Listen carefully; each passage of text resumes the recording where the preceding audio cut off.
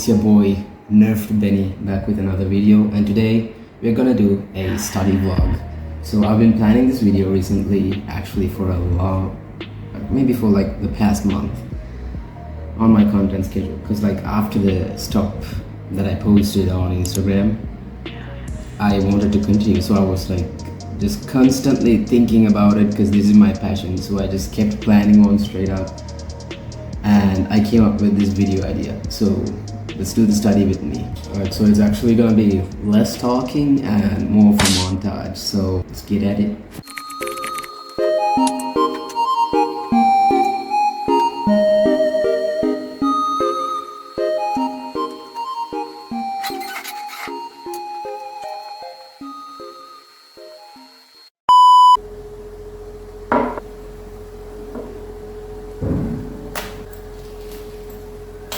This thing right here is it's a thing I made to hold my phone up. It's a phone stand.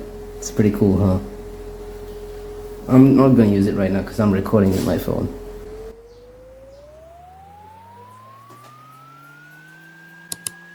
Alright, so I'll be providing value on study methods. Not now, don't come in. Don't come in, I'm busy, I'm working right now. So first of all, I'm just gonna cover a bunch of methods of learning when it comes to studying.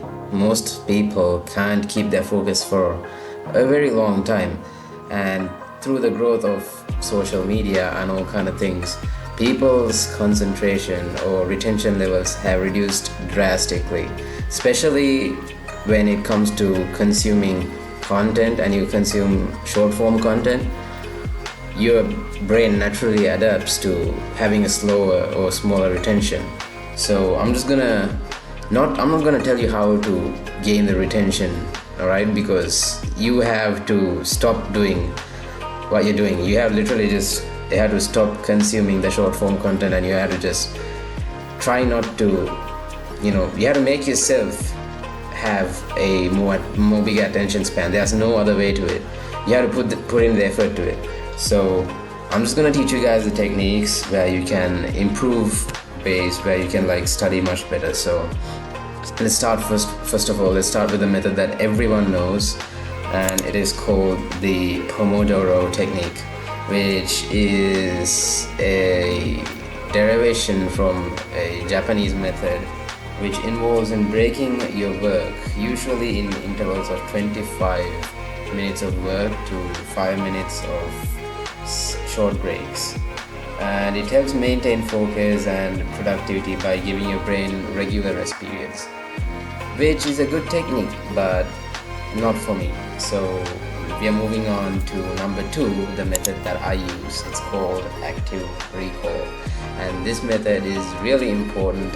Now, active recall is, instead of simply reading any reading material, actively engaging in it by trying to recall the concepts that you read, which is like you take notes. That, for example, let's say you did a class, and after you come back home, what you do is you take a blank sheet of paper and you write the shit down. You write everything that you remember that you learned from the class, and then compare it to the notes that you took in your class and see if you actually remember all of it. And it really helps a serious lot. And when it comes to the next study method, it's called chunking, which is the third method we have, and it is basically breaking down large amounts of information. For example, if you have like,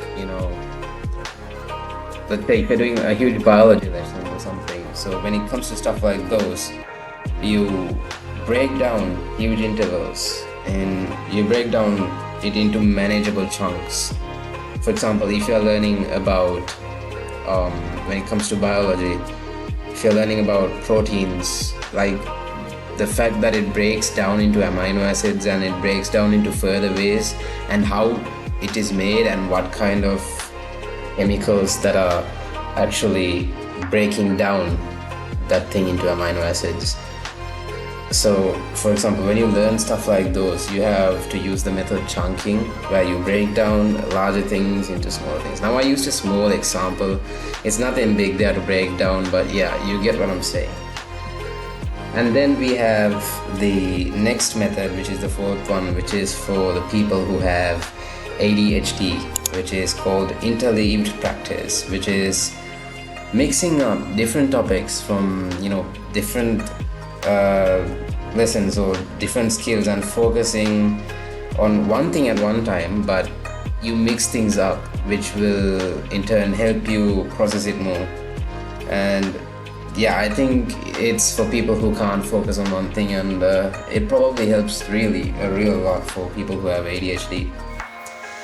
And the next thing we have is something that does not require a lot of effort physically, which is called visualization, which most of us do, but we visualize the wrong things. Like, when we people, like most of us are like thinkers. We like visualize what we are gonna do, but we never act on them. But when it comes to studying, visualizing is important for some people, not for everyone, because to people who are really good at artistic sides, this is really amazing. Visualizing helps with diagrams, mind maps, and you can do flowcharts, complex information, and you can just improve your comprehension and retention through visualization. It's basically a method of meditation, but for work, I guess. And then finally, for the last and fifth tip of studying, we have the Findelman method, aka the prodigy effect. So this is actually a phenomenon that where you teach someone, and you, instead of you're teaching someone, but aside from just making that person learn what you know, in turn you learn what you teach much better. You make it much more comprehensible. You you're trying to permanently edge it into your mind, because when you teach someone, that's something that you just learned, it comes out of you fear that you would fail here and there, so your brain tries its best to keep it at a certain way so that you can remember what you're trying to teach without trying to forget it and mess it up trying to teach to the other person. Now, if you don't have someone else, you could try methods like talking to a damn teddy bear, or looking at the mirror, talking to yourself, trying to teach yourself, which I know reduces the effect, but it's much better. And for example, right now, literally I'm trying to talk to you guys and I'm trying to learn. So by me saying all this and trying to speak in front of a camera, it in turn helps my way of talking, and it helps me learn much more, and I'm going to retain all these methods in my mind as well. But obviously only a few methods work for a few people, and yeah, I hope you guys take the perfect information and use it the way you want. Now, if you say none of these work, well, I guess then you aren't made for sitting down and working, which is fair enough, because it's not everyone, not everyone can sit down and work. But in today's world, apparently you just have to climb that peak. It's just something you have to. So yeah, I hope these methods help you guys. I know. And the one said I chase redemption. Through the past 3 years, I've been creating a personal brand, which I will link down in the description, or you can just go check it out on my About in YouTube. And it's not open till next year, or maybe a few more months after next year.